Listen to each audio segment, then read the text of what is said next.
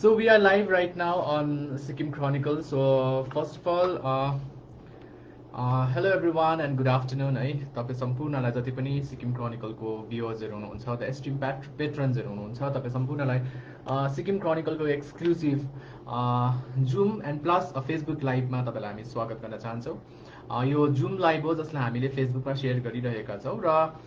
Basically आजको यो main intention to come up with this exclusive live session on Sikkim Chronicle is to talk about a very crucial and a very critical issue जसलाई सायद हामीले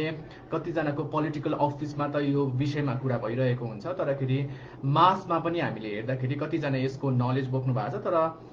कतिजनाले यसको awareness पनि छैन। त्यसै क्रममा आजको जुन चाहिँ यो पर्टिकुलर डे रहेको छ 8 मे 2021 मा चाहिँ हामी 8 मे 1973 को कुरा गर्नेछौँ। That is an 8 May agreement र 8 मे अग्रिमेन्ट के हो र यसको सिग्निफिकेन्स के छ भन्ने कुरालाई हामी आजको यस स्पेशल र एक्सक्लुजिभ यो लाइभ सेसनमा हामी बुझ्नेछौँ। र आज मलाई जोइन गरिरहनु भएको छ तीनजना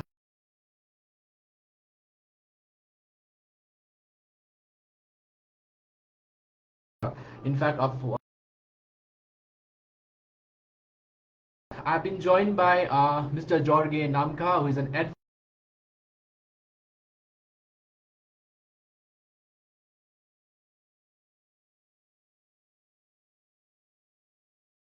Progressive Youth Forum. So first of all, gentlemen. Thank you very much. So मे 1973 मा एउटा अग्रिमेन्ट साइन भएको थियो है।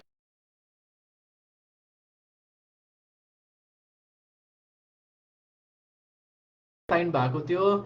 by the Durban Indians Foreign Secretary Kebal Singh, the Chogel of Sikkim, Palden Thondup Namgyal, and the representatives from the main political parties of Sikkim Durban, namely Sikkim Janta Congress, Sikkim National Congress, and Sikkim National Party. र यही विषयलाई लिएर यसको सिग्निफिकेन्समा हामी कुरा गर्न लागिरहेका छौँ।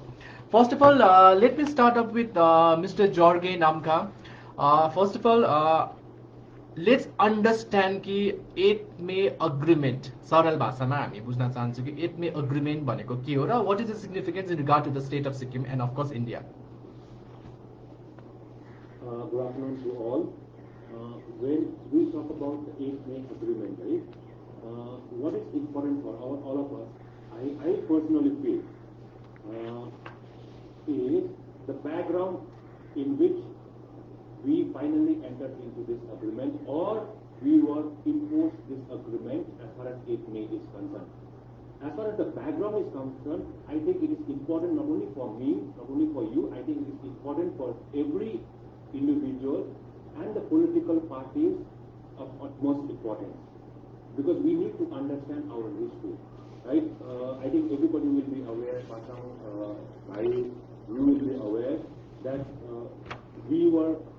a dynasty ruled kingdom at once, right? The Namgyal dynasty ruled us.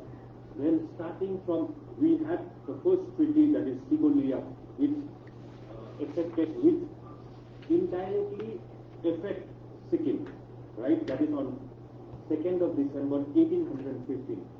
I'm going into the background, little background to understand how it all came into this, right? 8 May agreement,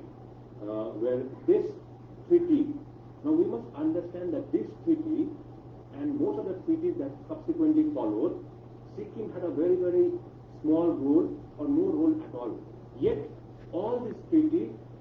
affected Sikkim in some way or the other. Now, this is Sigolia Kojuni Treaty, sir, 1815 month. This was a treaty between the East India Company and Maharaja Vikram Shah of Nepal. Okay, through this treaty, Nepal ceded certain portion of lowlands, like in between the river Mechi and the Tista.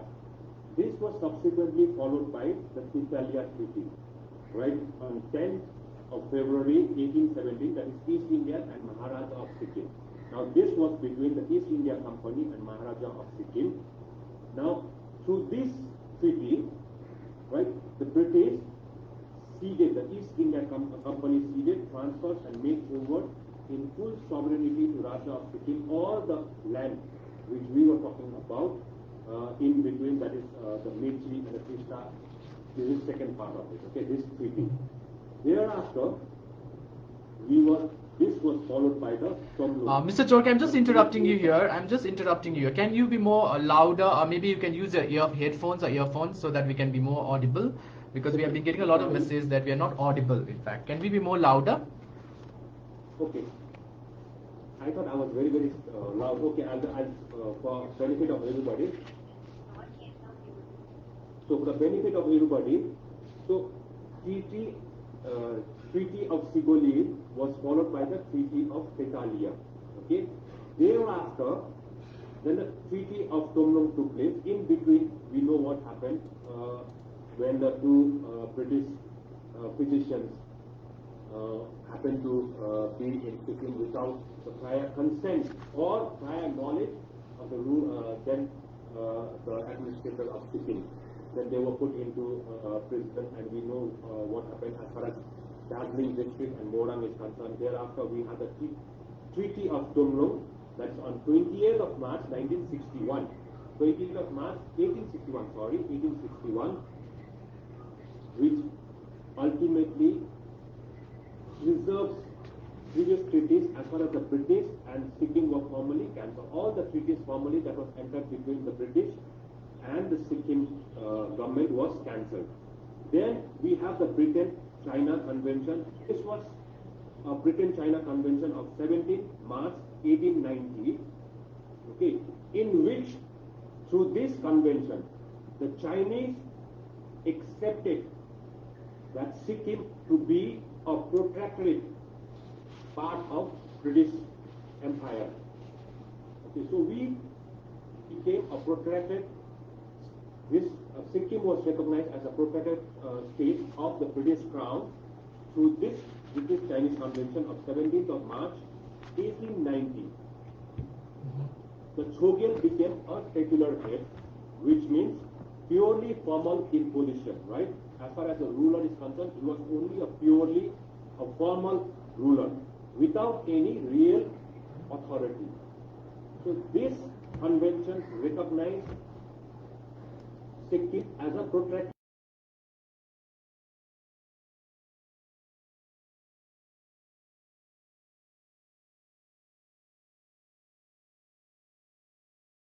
Convention of 17th of March 1890.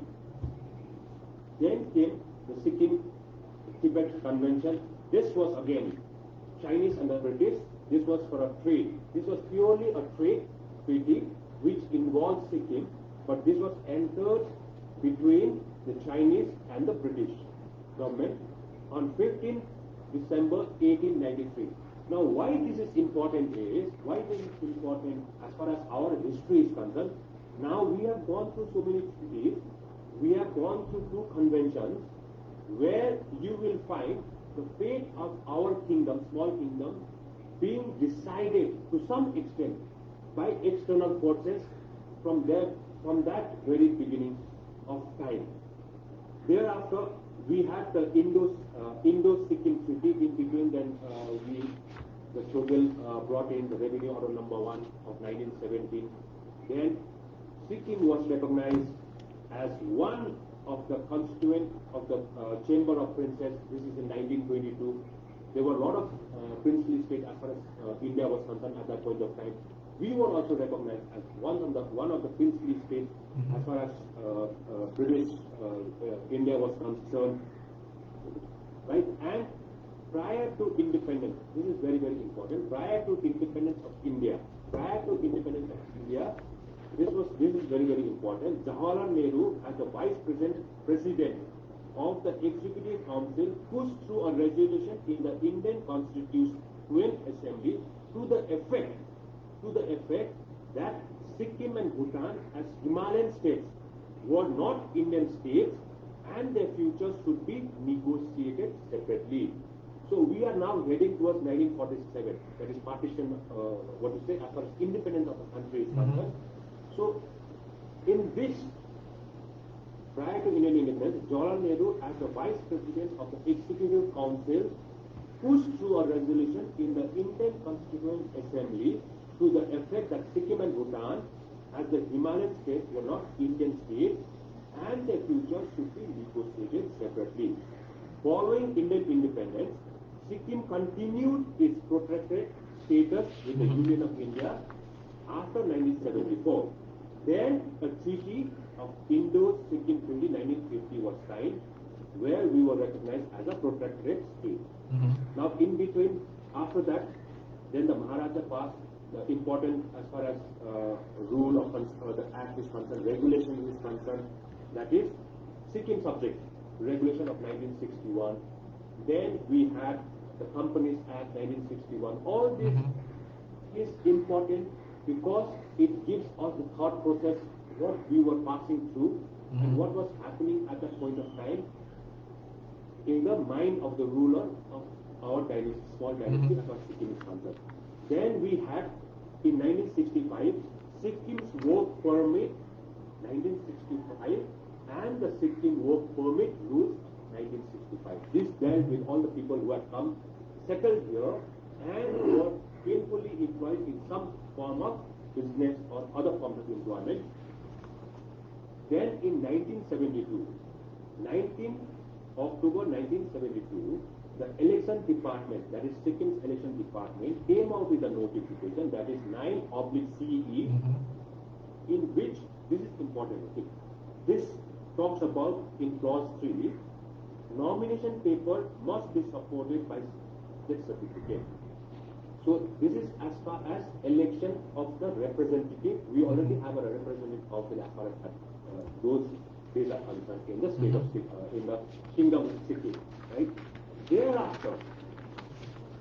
then we come to the 8th May Agreement of 1973. Yeah. Now, the wording of 8th May Agreement 1973 is very, very important for all of us to understand. Not that we can make a significant change, but in order to understand our history in the right perspective, when we understand our history in the right perspective, we will surely be going in the right direction. Then we came into the 8th May Agreement of 1973.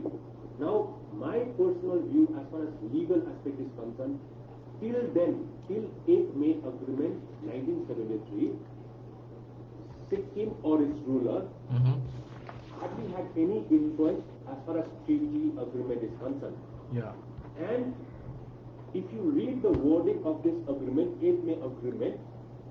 I do not differ from what it was previously of the different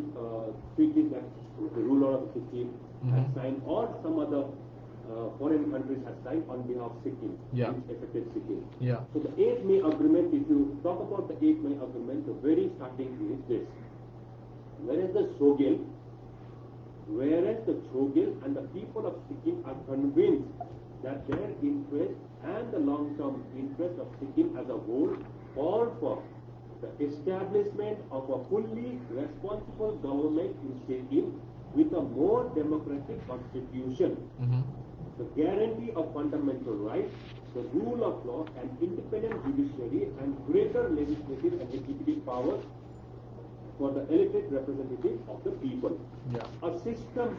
of election based on adult suffrage, which will give equitable representation to all sections of the people on the basis of the principle of one man, one vote, the strengthening of Indo-Sikkim cooperation and interrelationship. Thereafter, this is important, no? Whereas the Chogal as well as the representative of the people has requested the government of India. Now this is important, no? It says, this agreement says, the Chogal and the representative of the government requested, representative of the people. Mr. Jorge, I want to be a little more louder and once again bilingual, because they have our followers are messaging that we are not trying to understand. They have not understood English. So can we be more bilingual here, so that even our larger mass can understand? I'll try it because right then. अभी you की बात हो रही है 8th May Agreement say I do not know if I'm clear because अभी यो 8th May Agreement को चाहिँ के भएको छ भने चाहिँ 8th May 1973 मा जुन चाहिँ agreement भयो, this is यो agreement चाहिँ हाम्रो Chogel है political representative and the government of इन्डियामा बिचमा भएको तिनजनाको बिचमा र यो अग्रिमेन्टमा चाहिँ के लेखेको छ भन्दाखेरि चाहिँ Chhogel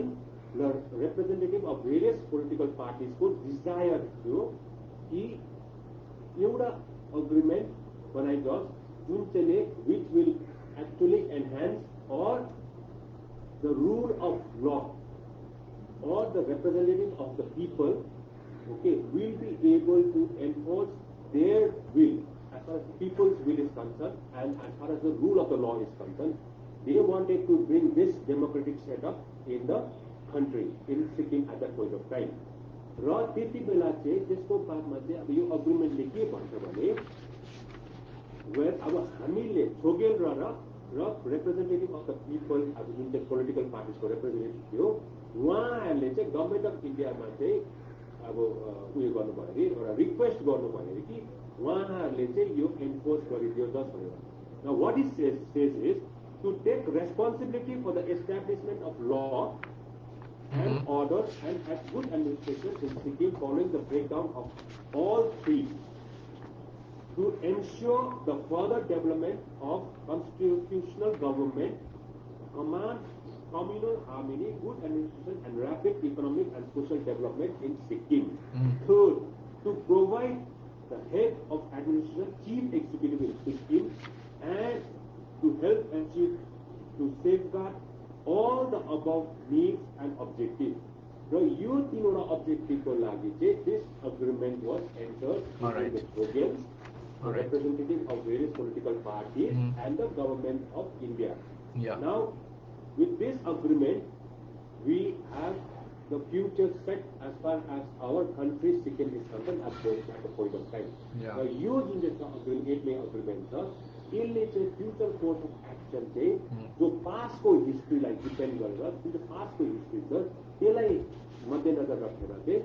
we have to set our future as far as the country Sikkim is concerned, and this is how the 8 May agreement came into being. Thank you so much, Mr. Jorge. हुन त कतिजना भ्युअर्सले they wanted to listen in Nepali है तर पनि with respect to that I am sure this यो जति पनि अब further conversation will be bilingual है हामी म्याक्सिमम नेपालीमा कन्भर्सेसन गर्नेछौँ सो उहाँ मिस्टर जर्गेले जति पनि legal aspect of the 8th agreement राखिदिनु भयो we have been join by Pasang Sherpa है जो कोअर्डिनेटर अफ IM 371F हुनुहुन्छ उहाँले त यसको लिगालिटिज र लिगल एस्पेक्टमा बात गर्नुभयो 8 मे अग्रिमेन्ट चाहिँ यसको सिग्निफिकेन्स के रहेको छ in context the state of Sikkim and of course India so mister Pasang तपाईँले भनिदिनुहोस् कि 8 मे अग्रिमेन्टको पोलिटिकल एउटा सिग्निफिकेन्स के रहेको छ अथवा जति पनि किनभने द देन है द छुग्याल भयो द गभर्मेन्ट अफ इन्डिया भयो र साथै साथ द सिक्किममा भएको द देन पार्टिजहरूले जुन चाहिँ ट्राइपार्टाइट अग्रिमेन्ट साइन गर्नुभएको थियो यसको पोलिटिकल सिग्निफिकेन्स के रहेको छ र यसलाई हिस्टोरिकलमा मात्रै नराखेर कन्टेम्पोरेरी एजमा यो पोलिटिकल इस्युजलाई लिएर सिग्निफिकेन्स लिएर के महत्त्व राख्दछ 8 मे अग्रिमेन्टको Thank you again. Good afternoon, everyone. Am I audible? So I guess you can be little more louder. Otherwise, you can use your earphones. Okay. Yeah. Okay. I think now it's audible, right? Yeah. Good afternoon, everyone, and thank you, Sikkim Chronicle, for organizing this Zoom event where we are talking about a very important aspect of Sikkim's political history and the history of Sikkim. र म यसलाई जुन अडियन्सकोबाट नेपालीमा यसलाई अगाडि बढाउने जुन उहाँहरूको सुझाव छ त्यही अनुरूप 8 मे एग्रिमेन्टमा त त्रिपक्षीय सम्झौता भारत सरकार सिक्किम राजा र राजनीतिक पार्टीहरू पोलिटिकल पार्टिजहरू जति पनि सिक्किममा देशबाट थियो त्यो पोलिटिकल पार्टिजहरूको बिचमा जुन चाहिँ एउटा सम्झौता भएको थियो त्यसलाई त्रिपक्षीय सम्झौताको रूपमा हामीले जान्दछौँ र अहिले विशेष गरेर हाम्रो लनेड एडभोकेट मिस्टर जोगे नामकाले उहाँले अगाडिको ट्रिटिजहरू एङ्ग्लो चाइनिज कन्भेन्सनदेखि लिएर पितलियाको ट्रिटीहरूदेखि लिएर सुगोटुको ट्रिटीहरूको कुराहरू उहाँले बताइसक्नु भएको छ र म त्यसमा जाँदिनँ र उहाँले पछाडि आएर 1950 को भारत सिक्किम मैत्री सन्धि अथवा इन्डो सिक्किम फ्रेन्डसिप ट्रिटीसम्म पनि उहाँले कुरा राख्नुभयो र म त्यो एउटा पोलिटिकल डेभलपमेन्ट कसरी भयो र पोलिटिकल हिस्ट्री कस्तो प्रकारले डेभलप भयो त्यो विषयमा एक दुईवटा कुराहरू राख्न चाहन्छु र सर्वप्रथम हामीले बुझ्नुपर्ने के हो भने 1973 को अथवा 1973 को त्रिपक्षीय सम्झौतालाई यो त्रिपार्टेट एग्रिमेन्ट कसरी चाहिँ सम्भव भयो त किन आउनु पर्यो भन्ने कुरामा त्यसका राजनीतिक माहौल पनि हामीले बुझ्नुपर्ने हुन्छ र 1947सम्म त पोलिटिकल अवेकनिङ अथवा राजनीतिक सचेतना सिक्किमे जनता अथवा सिक्किमको मान्छेहरूसँग आएको थिएन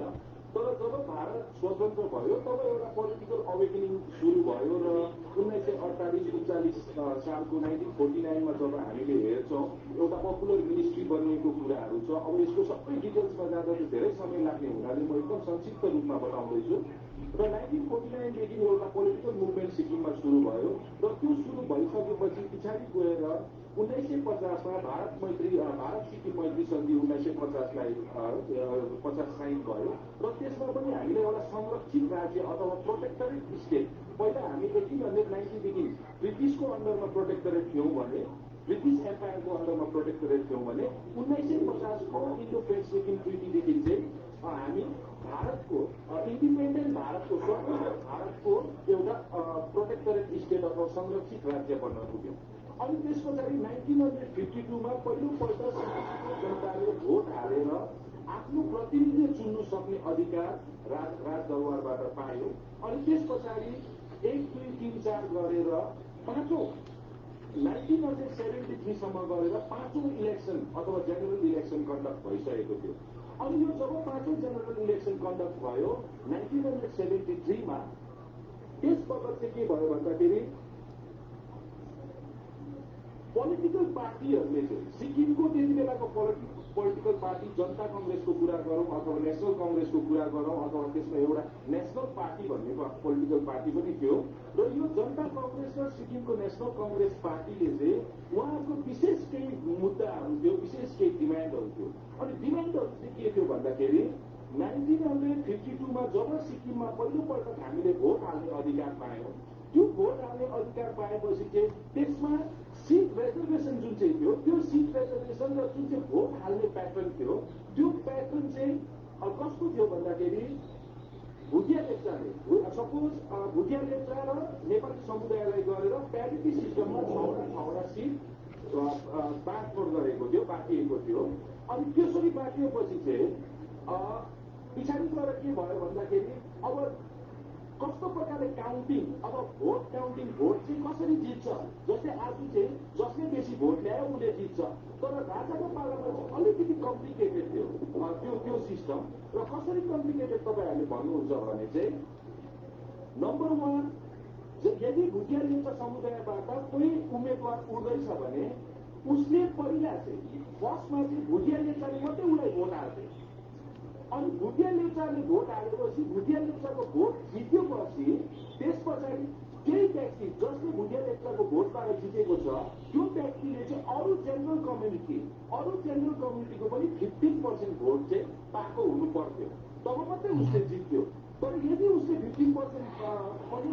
अर्को कम्युनिटीको भोट 15% पाएको छैन भने पहिला जुन चाहिँ आफ्नै कम्युनिटीकोले भोट हालेर सेकेन्ड आउने जो छ र यदि उसले चाहिँ फेरि 15% को भोट यदि 15% भोट अर्को कम्युनिटीकोबाट ल्याउनु सक्यो भने चाहिँ त्यो मान्छेलाई जित्यो भनेर डिक्लेयर गर्थे। त्यस कारणले गर्दा यो जुन चाहिँ कम्युनल प्याटर्न अफ भोटिङ थियो यो कम्युनल प्याटर्न अफ भोटिङ खत्तम हुनुपर्छ। सिक्किममा मोर डेमोक्रेटिक कन्स्टिट्युसन अथवा प्रजातान्त्रिक संविधान व्यवस्था लागू गर्नुपर्छ र 1 man 1 भोट हुनुपर्छ भन्ने विशेष मुद्दालाई विशेष यो जुन इस्युजहरू थियो पोलिटिकल इस्युजहरू यो पोलिटिकल इस्युजहरूलाई पोलिटिकल पार्टीहरूले उठाइरहेको थियो। तर 1973 को इलेक्सनमा चाहिँ के भयो भने 1973 को इलेक्सनमा चाहिँ म्याक्सिमम सिट चाहिँ सिक्किम नेसनल पार्टीले जित्यो। अनि यो नेसनल पार्टी चाहिँ त्यस बेलाको कुरा गर्दैछु म त्यति बेला चाहिँ यो सिक्किम नेसनल पार्टी चाहिँ राजाको पार्टी भनेर मान्छेहरूले भन्ने गर्थ्यो अथवा त्यति बेला अरू पोलिटिकल अपोनेन्टहरूले चाहिँ यो चाहिँ राजाले खोलेको पार्टी हो राजाको पार्टी हो भनेर राजाको इन्ट्रेस्टमा खोलिएको कुराहरू थियो। अनि त्यसो हुँदाखेरि चाहिँ यो जनता कङ्ग्रेस र नेसनल कङ्ग्रेस पार्टीहरूले चाहिँ त्यो कुरालाई लिएर जुन चाहिँ भोटमा उहाँहरूले म्याक्सिमम सिट चाहिँ नेसनल पार्टीले जित्यो त्यो नेसनल पार्टीले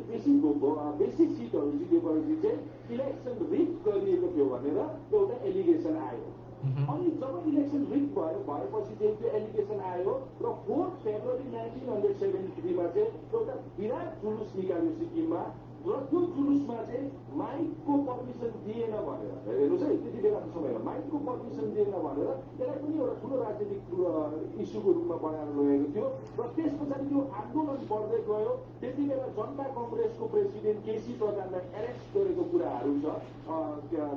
राजाले अथवा सिक्किमको त्यति बेलाको प्रशासनले त्यो प्रशासनले एरेस्ट गरेपछि चाहिँ यो राजनीतिक मुद्दा अझै बढ्दै गयो र सिक्किमको ल एन्ड अर्डर कानुन व्यवस्था चाहिँ भङ्ग हुँदै गयो अनि धेरैवटा सिक्किमको जति पनि चेकपोस्टहरू थियो त्यो चेकपोस्टहरूमा जनताको आन्दोलनमाथि त्यो चेकपोस्टहरू भत्काइयो प्रशासनको अफिसहरू भत्कायो र यस्तो सिचुएसन हुँदाखेरि चाहिँ सिक्किम राजाले केन्द्र सरकार अथवा आइएको केन्द्र सरकार त्यति बेला भारत सरकार त्यो भारत सरकार चाहिँ 1950 को ट्रिटीको आधारमा चाहिँ सिक्किमको प्रोटेक्सन सिक्किमको चाहिँ प्रोटेक्टरेट भएकोले गर्दा धेरैवटा कुराहरूमा चाहिँ उनीहरूको रेस्पोन्सिबिलिटी भारत सरकारको रेस्पोन्सिबिलिटी भएको कारणले गर्दा उहाँहरूलाई बोलायो अनि उहाँहरूलाई बोलाएर के भन्यो भने अब हामी एउटा एग्रिमेन्टमा जानुपर्छ अथवा तपाईँहरूले यसलाई कानुन व्यवस्थालाई सुदूर गर्नुपर्छ सिक्किमको कानुन व्यवस्था खतम भइसकेको छ भनेपछि चाहिँ यो तीनै पार्टी सिक्किमको राजनीतिक पार्टी सिक्किमको राजा अनि भारत सरकारको प्रतिनिधिहरू बसेर एउटा एग्रिमेन्ट गर्यो जुन चाहिँ एग्रिमेन्टमा उहाँ आज्ञाले बताउनु भयो अघि नै र विशेष गरेर एउटा कुरा यहाँ हामीले के बुझ्नुपर्छ भने the significance now we come to the significance of महत्त्वपूर्ण के चाहिँ महत्त्व छ एफए एग्रिमेन्टको भन्दाखेरि यसले पहिलो कुरा चाहिँ सिक्किमको राजनीतिक इतिहासमा पहिलोपल्ट सिक्किमको जनताले भाग लिने मौका पाएको थियो अथवा सिक्किमको जनतालाई एक्नोलेज गरेको थियो रेप्रेजेन्टेड बाई पोलिटिकल पार्टी राजनीतिक पार्टीहरूको पनि सहभागिता हुनु पायो कुनै पनि ट्रिटीमा किनभने योभन्दा अगाडि कहिले पनि ट्रिटी भएको थिएन योभन्दा अगाडि कहिले पनि कुनै पनि ट्रिटीहरूमा सिक्किमे जनताको सहभागिता थिएन र पहिलोपल्ट सिक्किमको सहभागिता सिक्किमे जनताहरूको सहभागिता सिक्किमको पोलिटिकल प्रोसेसमा सिक्किमको जनताहरूको सहभागिता नम्बर 1 नम्बर 2 जुन चाहिँ कम्युनल प्याटर्न अफ भोटिङ थियो सिक्किममा त्यो communal pattern of voting and भयो है त्यो communal pattern of voting and भएर चाहिँ एडल्ट सफ्रेज युनिभर्सल एडल्ट सफ्रेजको आधारमा वान म्यान वान भोट त्यहीदेखि सुरु भयो त्यसकारणले हामीले के बुझ्नुपर्छ भने जनताको आकांक्षा जुन चाहिँ पोलिटिकल पार्टीहरूको आकांक्षा थियो वान म्यान वान भोटको त्यसलाई पनि एफए एग्रिमेन्टले काहीँ न काहीँ समाधान गर्ने कोसिस गर्यो र योभन्दा सबैभन्दा साथसाथमा सबैभन्दा इम्पोर्टेन्ट अर्को एउटा लास्ट विषय म राख्दैछु त्यो चाहिँ के छ भने हामीले क्लज 5 अफ एफए एग्रिमेन्टलाई जब हेर्छौँ त्यहाँ के लेखेको छ भने The system of election shall be so organized as to make the assembly adequately representative of the various sections of the population. The size and composition of the assembly and of the executive council shall be such as may be prescribed from time to time. Care being taken to ensure that no single section of the population acquires a dominating position due mainly to its ethnic origin and that the rights and interests of the Sikkimis of Bhutia Lepcha origin and of the Sikkimis of Nepali, which includes Chong and scheduled caste origin, are fully protected. र हामीले आजको दिनमा चाहिँ यहाँ सबैभन्दा महत्त्वपूर्ण चाहिँ यो क्लज 5 एफए एग्रिमेन्टकोलाई बुझ्न जरुरी के छ भने चाहिँ सिक्किमे समाजको सिक्किमे भुटिया लेप्चा सिक्किमे नेपाली सिक्किमे चोङ र सिक्किमे सेड्युल कास्टहरूको चाहिँ राइट्स एन्ड इन्ट्रेस्ट उनीहरूको इच्छा आकांक्षा र अधिकारहरू चाहिँ पूर्ण रूपले सुरक्षित गरिनेछ भनेर यो एग्रिमेन्टमा चाहिँ यो रेस्पोन्सिबिलिटी चाहिँ यो जिम्मेवारी चाहिँ कसले लिएको भन्दा भारत सरकारले दिएको हो र as and when we progress with the discussion हामी यो कुरा अगाडि Absolutely. यो कुराहरू चाहिँ अहिले आजको यो दिनमा चाहिँ हामीलाई यो 2-3वटा सिग्निफिकेन्स अथवा जुन चाहिँ मैले तपाईँहरूलाई बताएँ त्यो चाहिँ धेरै इम्पोर्टेन्ट अथवा धेरै महत्त्वपूर्ण रहेको मलाई लाग्छ। Thank you. मिस्टर पासङ, तपाईँले भन्नुभयो कि 8 मे अग्रिमेन्ट सिग्निफिकेन्ट छ किनभने त्यसको बादमा डेमोक्रेटाइजेसन स्टार्ट भएको हो सिक्किममा होइन भन्ने कुराहरू छ। प्लस तपाईँले 1 म्यान 1 भोट भन्ने कुराहरू हामी अवश्य पनि त्यसको डिस्कस गर्नेछौँ। तर हामीले हाम्रो भ्युवर्सलाई यो पनि भन्न चाहन्छौँ कि हामीले कतिपय पोलिटिकल आउटफिट्स र पोलिटिसियन्सहरूलाई पनि हामीले यो प्यानलमा हामीले निम्ताएको थियौँ, तर उहाँको सर्कमस्टान्सेसको कारणले गर्दा उहाँहरूले जोइन गर्न सक्नु भएन यो प्यानलमा। तर हामी चाहन्छौँ फ्युचरमा यसरी नै हामीले जुम सेसन अथवा लाइभ सेसन गर्दाखेरि पोलिटिसियन्सहरूले यस्तो क्रिटिकल इस्युमा इन्ट्रेस्ट दिएर पनि आउनुहुन्छ कि भनेर पनि म आशा राख्दछु। बिकज एज अ मिडिया हाम्रो मेन काम हो एज अ मिडियम भइदिने, बादमा गएर मिडियाले कभरेज गरेर यो इस्युलाई उठाएन भन्न पनि नपाओस् भनेर नै हामीले यस्तो खालको सेसन्सहरू लगातार रूपमा हामीले लिएर आउने चेष्टा गरिरहेछौँ। We have been join by Mister Shankar Sharma जो सिइसी मेम्बर हुनुहुन्छ सिक्किम प्रोग्रेसिभ युथ फोरम। एकदमै ज्यादा कतिवटा इस्युजमा उहाँहरू एकदमै ज्यादा फोर फ्रन्टमा आएर त्यो इस्युजलाई अगाडि राखिरहनु भएको छ। तर आज उहाँलाई यो प्यानलमा जोइन गराउनु मेरो मेन उद्देश्य के हो भन्दा टु अन्डरस्ट्यान्ड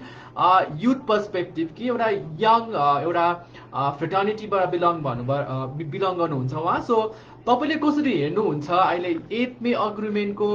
सिग्निफिकेन्स चाहिँ अहिले 2021मा आएर कस्तो रहेको छ भन्ने कुरा तपाईँकोबाट हामी जान्न चाहन्छौँ। धन्यवाद। म पनि सुनिँदैछ नि है? हजुर हजुर सुन्दैछ तपाईँ। यसमा चाहिँ अब मलाई के लाग्छ भन्दाखेरि चाहिँ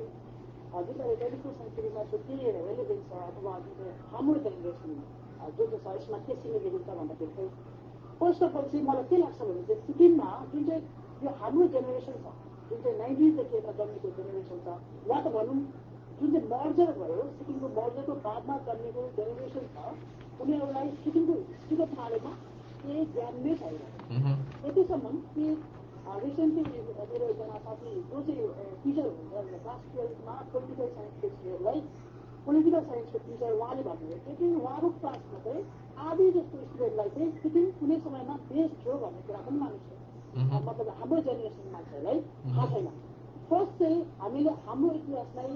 जान्न एकदमै जरुरी छ। जान्नु पनि कसरी भन्दाखेरि चाहिँ जस्ताको त्यस्तै अनेस्ट जुन प्रकारको हिस्ट्री छ जो हिस्ट्रीमा अब मान्छेहरूको चाहिँ इम्पोर्टेन्ट पर्सनालिटिजहरूको जुन चाहिँ रोल छ त्यसलाई जस्ताको त्यस्तै विदाउट क्रिटिसाइज बिना इमोसन नराखिकन वा त भनौँ कोही एकसँग पनि प्रजेसहरू नराखिकन जुन त्यो समय भयो त्यसलाई अब हामीले त्यसलाई एक्सेप्ट गर्न जरुरी छ। के जरुरी छ भने चाहिँ हिस्ट्रीबाट चाहिँ हामीले लेसन लर्न गर्न सक्नु जरुरी छ। त्यो जुन चाहिँ 1973 अबको जुन चाहिँ ट्राइपार्टाइट एग्रिमेन्ट छ त्यो ट्राइपार्टाइट एग्रिमेन्ट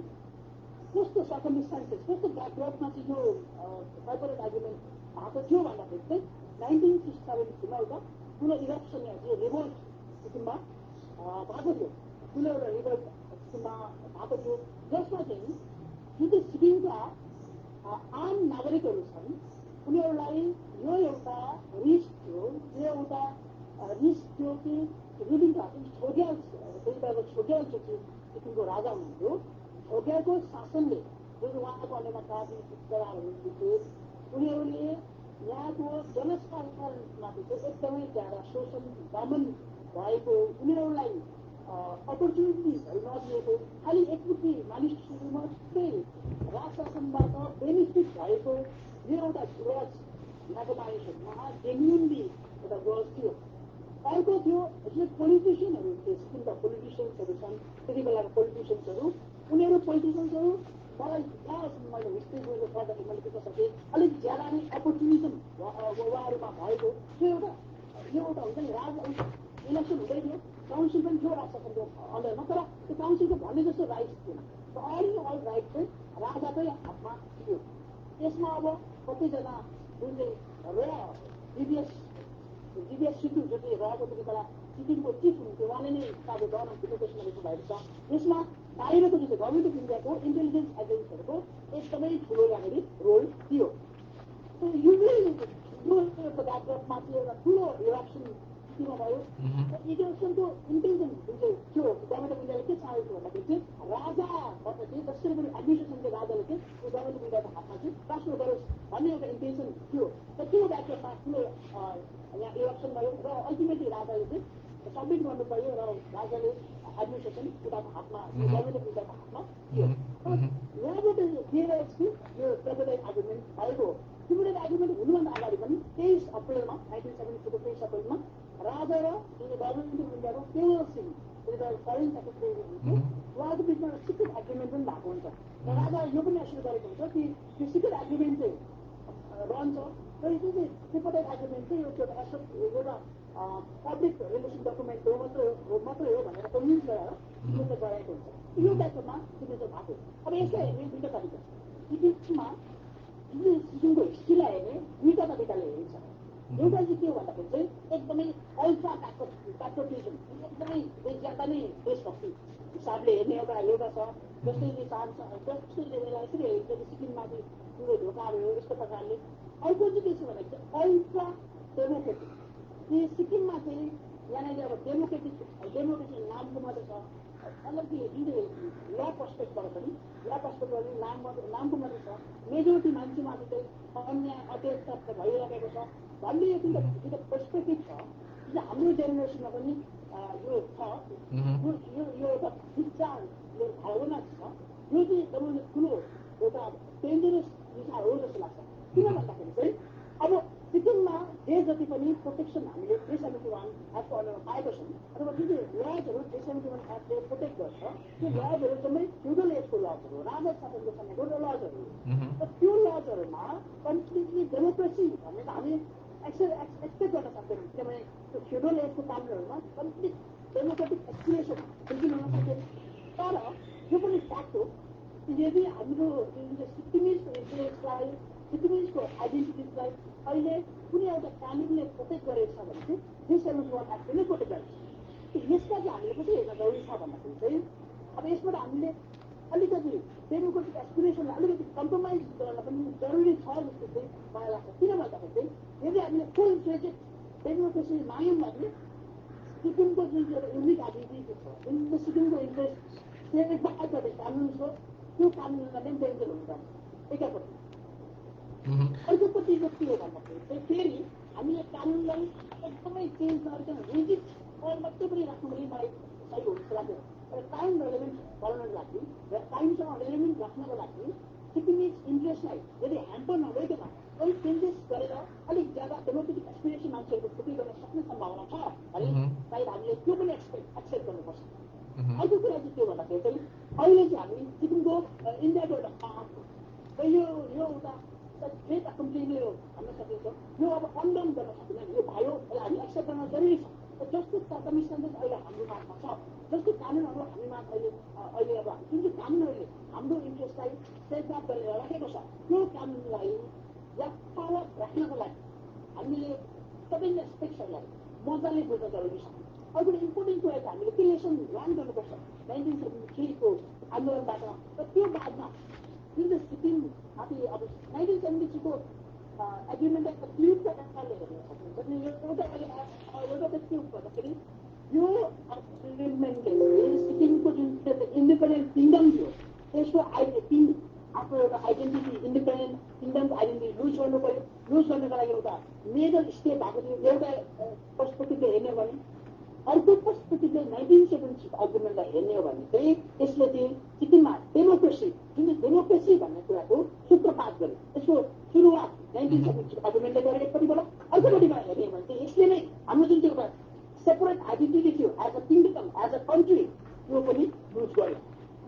यो एकदम एक्सेप्ट गर्नुपर्छ तर जुन कुरा भयो द्याट क्यान बी अन्डन नाउ यसलाई लिएर हामीले एउटा प्रकारको एकदम नेगेटिभ खालको सेन्टिमेन्टहरू क्रिएट गर्न जरुरी छैन यसको मतलब यो पनि होइन कि हामीले गलत एक्जरेट डिस्टर्टेड हिस्ट्रीलाई बुझ्नु जान्नु यो पनि होइन र अर्को इम्पोर्टेन्ट कुरा चाहिँ कम्युनलिजमको कुरा थियो कम्युनलिजम एउटा communalism was a very important factor त्यति बेला कम्युनल एन्मिटी ठिकै छ कम्युनल मिसट्रस्ट हुन्छ यहाँको कम्युनिटिजहरूको बिचमा यसलाई चाहिँ एकदमै ज्यादा एक्सप्लोइट 1973 को जुन चाहिँ इलेक्सन भएको थियो त्यसको बादमा सिक्किमले आफ्नो आइडेन्टिटी आफ्नो इन्डिपेन्डेन्स सिम्बल लुज गर्नु पर्यो त्यो एउटा इम्पोर्टेन्ट फ्याक्टर थियो आज पनि सिक्किममा मैले देखेको जम्मा ठुलो एउटा हाम्रै एनिमी चाहिँ हामी बिचमा त्यो चाहिँ के भन्दा कम्युनिकेसन हामीले खालि आफ्नो एउटा कम्युनिटीको आफ्नो कास्टको इन्ट्रेस्टको मात्रै पछि लाग्ने इभन हाम्रो पोलिटिसियनहरूले पनि त्यही काम गरे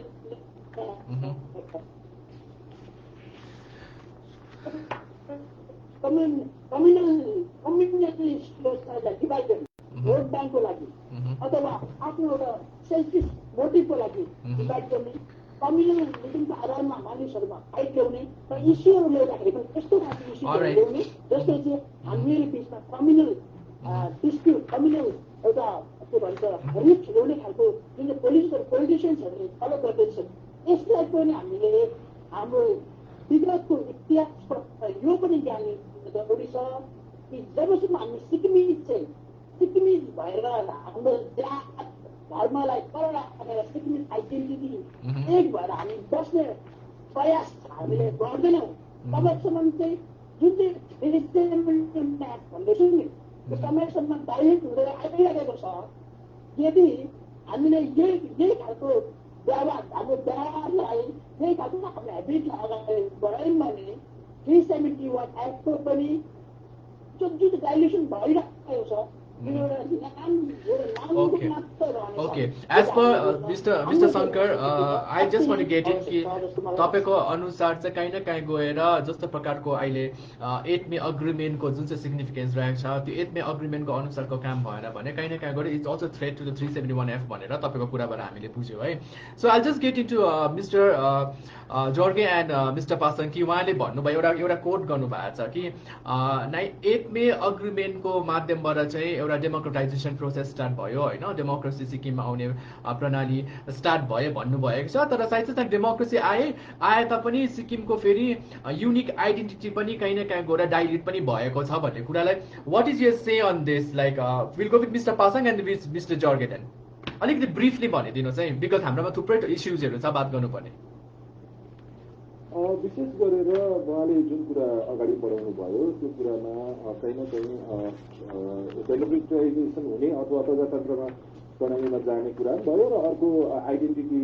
जुन चाहिँ हाम्रो आइडेन्टिटी ब्रेक हुने कुरा भयो त्यो पनि भयो. तर हामीले बुझ्नुपर्ने के छ भने हाम्रो आइडेन्टिटी अहिले पनि इन्ट्याक्ट छ. संविधानको भारतको संविधानको धारा 371F मा यो 8 मे एग्रिमेन्टकै सूत्रधार गरेर चाहिँ 8 मे एग्रिमेन्टकै कुराहरूलाई चाहिँ सिक्किमे सुरक्षाको निम्ति आर्टिकल 371F भित्र समावेश गरिएको छ र हाम्रो विशेष आइडेन्टिटी भनेको नै आज 371F को हो. र यहाँ हामीले बुझ्नुपर्ने चाहिँ के छ भने चाहिँ यहाँ सधैँ हाम्रो एउटा आर्गुमेन्ट चाहिँ के हुन्छ भने फल्नाले बेच्यो, फल्नाले सिक्किमलाई यसो गर्यो अथवा फल्ना राजनीतिक पार्टीले गर्यो. कतिले राजनीतिक पार्टीलाई दोष्याउँछ, कतिले राजालाई दोष्याउँछ, कतिले जनतालाई पनि दोष्याउने हामीले देखेको छौँ. तर हामीले यहाँ के बुझ्नु पर्यो भने चाहिँ त्यति बेलाको सर्कमस्ट्यान्सेस जुन चाहिँ थियो 1973 को त्यो सर्कमस्ट्यान्सेसमा र हामीले अर्को कुरा बुझ्नुपर्ने चाहिँ के हो भने त्यो 1970-71 भन्ने चाहिँ एउटा प्रोग्रेसिभ पोलिटिकल प्रोसेसको एउटा बाटो अगाडि हिँडिरहेको थियो. त्यति बेला बङ्गलादेश देश बनियो. सिलोनमा एउटा नयाँ पोलिटिकल पार्टीले political leadership progressive political leader सत्तामा आयो. भारतमा पनि प्रोग्रेसिभ इन्दिरा गान्धीको सरकार आयो र प्रोग्रेसिभ वेमा जाँदाखेरि जब देशको वरिपरि हामी सिक्किम देशको वरिपरि एउटा प्रोग्रेसिभ राजनीति अगाडि बढ्दै थियो, अभियसली सिक्किमको जनताले त्यो प्रोग्रेसिभ राजनीतिमा आफू पनि सहभागिता जनाउन चाहन्थ्यो. त्यो प्रकारले भयो र डेमोक्रेटिक एस्पिरेसन्सहरू जुन चाहिँ थियो त्यो डेमोक्रेटिक एस्पिरेसन्सहरूलाई काहीँ न काहीँ गएर 8 मे एग्रिमेन्टभित्र समावेश गरियो. जुन चाहिँ राजनीतिक पार्टीहरूले माग गरेको त्यसलाई नै गरियो र हाम्रो आइडेन्टिटी आज पनि इन्ट्याक्ट छ, हाम्रो सुरक्षित छ र त्यो चाहिँ भारतको संविधानको धारा 371F भित्र छ. या what is your say mister Jorge? अलिकति लाउड भनिदिनुहोस् है. मेरो त्यसमा भनाइ के छ भने नि जुन चाहिँ 8 मे को अग्रिमेन्ट पढ्नु भयो भने है तपाईँले it is very very clear हाम्रो विल अफ द पिपल है at that point of time के थियो भन्दा हाम्रो विल अफ द पिपलको चाहिँ के थियो भन्दा एउटा डेमोक्रेटिक सेटअप भनेर जुन चाहिँ थियो नि द्याट इज देयर है. जुन चाहिँ आइडेन्टिटीको कुरा गर्नुहुन्छ नि भाइले अघि आइडेन्टिटीको कुरा गरे, पासाङले कुरा गरे नि, my stay in this is we are safe and our identity is safe हाम्रो आइडेन्टिटी र हामी चाहिँ सेफ छौँ जबसम्म हाम्रै घरको मान्छेले चाहिँ सेभ गरेर राख्छ है। यसमा चाहिँ दुईटा कुरा के पनि छैन। हेर्नुहोस् है, यो जुन चाहिँ 371F को मुद्दा लिएर है हाम्रो सबसे अब देशको भनौँ न है सुप्रिम कोर्टसम्म केस गरेर पुग्यो मान्छेहरू है। त्यो केस लाउने मान्छे पनि हाम्रै हो, केस डिफेन्ड गर्ने पनि हाम्रै हो। सुप्रिम कोर्टले के भन्यो त्यसको एउटा भिन्नै मतलब छ। 371F को जुन चाहिँ छ, हाम्रो जुन चाहिँ एउटा स्पेशल स्टेट भनेर जुन चाहिँ सिक्किमलाई मानिन्छ, recognized by the supreme court of India, त्यसको आफ्नै महत्त्व छ। तर अब हेर्नुहोस् है, यसमा के देख्छ भने नि अनटिल एन्ड अनलेस है हामी सबै कन्सियस हुँदैन, अघि भाइले भनेको जस्तो नि हामी सबै कन्सियस हुँदैन नि, जबसम्म हामी कन्सियस हुँदैन यो खतरा चाहिँ जहिले पनि हुन्छ। टेन्सन र खतरा चाहिँ जहिले पनि हुन्छ। किनभने एउटा चाहिँ हामीलाई के हुँदैछ भने नि I do not know but I personally feel हाम्रो जुन चाहिँ रिप्रेजेन्टेटिभहरू हो, जुन चाहिँ रिप्रेजेन्टेटिभ छ है, उहाँहरूको स्ट्यान्डिङ हेर्नुहोस् है, उहाँहरूको कार्यक्रम हेर्नुहोस् है। They will raise all this issue as long as they like. The moment उहाँहरू त्यो सत्तामा पुग्यो, माथि पुग्यो, कता पुग्यो र उहाँहरूले त्यसमा काम गर्नु सक्छ, एउटा पावर छ उहाँहरूकोमा, तर गर्छ र। तर यो चाहिँ म पोलिटिकल पार्टीहरूलाई ब्लेम गर्दिनँ। जबसम्म हाम्रो जनताहरू पनि एउटा आँखा खोल्दैन, दिमाग चलाउँदैन, आजसम्म अब यस्तो खालके हामीले वी हेभ अल्सो होल्ड, हामीले भाषणमा सुन्छौँ है, हाम्रो चिनो चाहिँ यो हो, एमएलए रिप्रेजेन्टेटिभ त मतलबै छैन, हाम्रो चिनो चाहिँ यो हो, यसमा ड्याङ्की ड्याङ भोट हाल है। र हाम्रो चिनो चाहिँ छाता हो, छातामा भोट हाल, हाम्रो चिनो चाहिँ टेबल ल्याम्प हो, टेबल ल्याम्पमा भोट हाल। जबसम्म यो खालको राजनीति छ, जबसम्म यो खालको राजनीति चाहिँ राजनेताले गरेको होइन, यो त जनता फलो भएर गरेको हो है। आज तपाईँ कुरा गर्नुहुन्छ है, हामी सबैजना कुरा गर्छौँ, हामी कतिजना चाहिँ छौँ, हामी त होइन, अब हामी त कोर्टमा भनौँ, कतिजना चाहिँ बोल्छौँ यो मुद्दामा है। हिजो अझैसम्म त्यो जहाँ बक्स टिस्टा रङ्गित मान्छेहरू गाउनु त डराउँथ्यो, त्यो त भारत सरकारले नगा भनेको हो, बाहिरबाट आएर उयो गरेको हो, नगर भनेर अहिले गाइरहेछ सबैजनाले। Until unless we change our mindset है, अघि भाइले भने जस्तो नि मलाई लाग्छ जहाँसम्म हेर्नुहोस् है, पासाङ भाइले आफ्नो कम्युनिटीको कुरा गर्यो, आफ्नो कम्युनिटीको भलाको लागि कुरा गर्यो, शङ्कर भाइले आफ्नो कम्युनिटीको कुरा गर्यो भलाको लागि, without इन्फ्रिन्जिङ or without hurting someone else's community. We should feel that it is not communal. True. Very true. Pasang Bhai wants to talk about his community, right? Of course. Community को नेता भनेको, लिडर भनेको त्यही हो त, आफ्नो कम्युनिटीको लागि कुरा गर्नु। तर हाम्रो चाहिँ के हुन्छ भने the moment we start talking, raising question, हाम्रो माइन्डसेट कस्तो भएको छ भने नि मैले एउटा मुद्दा रेज गरेँ नि, suddenly he or she, Pasang भाइले एउटा मुद्दा रेज गर्यो, पासाङ भाइ becomes a anti-national or anti-establishment. मलाई जहाँसम्म लाग्छ नि है, जति यो मुद्दाहरू रेज गर्छ हाम्रो एसपीवाई को भाइहरू छ, जति यो मुद्दाहरू रेज गर्छ नि, it should be actually a lesson to the establishment or any other party that becomes power है। आज एसकेएम छ, हिजो एसडिएफ थियो है, एसपीएफ को भाइको भाइ पहिला पनि थियो, अहिले पनि छ, पासाङ भन्ने अहिले पनि पहिला पनि थियो, अहिले पनि छ, उहाँहरू रहन्छन्, अनदर 15 इयर्सको बादमा उहाँहरू रहन्छ होला होइन। तर हामी के चाहिँ बिर्सिन्छ भने नि हामीले सोसाइटी एज अ लार्ज चाहिँ यति साह्रो एउटा न्यारो माइन्डेड भएर लान्छ यो कुराहरूलाई नि हो। And somewhere down the line we always hamper the interest of the overall state. र जबसम्म हामी कन्सियस हुँदैनौँ, जबसम्म हामी individual citizen of this particular state, we are a citizen of India now, but citizen of this state becomes conscious, nothing will happen. आइडेन्टिटीमा चाहिँ जहिले पनि टेन्सन भइ नै बस्छ मलाई चाहिँ त्यस्तो लाग्छ या सो जुन चाहिँ पोइन्ट तपाईँले राख्नुभयो कि जुन चाहिँ सिक्किममा यो आफ्नो कम्युनिटीको कुरा रेज गर्ने बित्तिकै अरू मानिसहरूले कम्युनल भन्ने जुन चाहिँ ट्याग लगाइदिन्छ सायद त्यो नेरेटिभ र सायद त्यो डेफिनेसन चेन्ज गर्नुपर्ने भन्ने कुरा हामीले तपाईँको जुन चाहिँ यो पोइन्ट राख्नुभयो त्यहाँबाट पनि हामीले बुझ्यौँ है र साथै साथै एउटा सिटिजन कन्सियस हुनुपर्छ भन्ने पनि एउटा कुरा तर सिटिजन कन्सियस हुने साथसाथै पोलिटिकल कन्सियसनेस पनि हुनु जरुरी छ in fact the political leaders should also be more conscious about the agreement जुन चाहिँ प्रोसेसबाट I will differ from little bit here. है मलाई के लाग्छ भने नि तपाईले एमएलए परेको कन्सियस एमएलए छाने भने है 32 जना चाहिँ हाम्रो रिप्रेजेन्टेटिभ एसेम्ब्लीमा त्यस्तै खालको कन्सियसहरु पुग्यो भने I personally feel there will certainly be a difference. तर 32 जना चाहिँ त्यो 2 जना 3 जनालाई फलो गर्ने पुग्यो भने त त्यो 2 जना 3 जना जे भन्छ त्यही त हुन्छ हाम्रो इन्डिपेन्डेन्ट भ्यू चाहिँ पुग्दैन नि त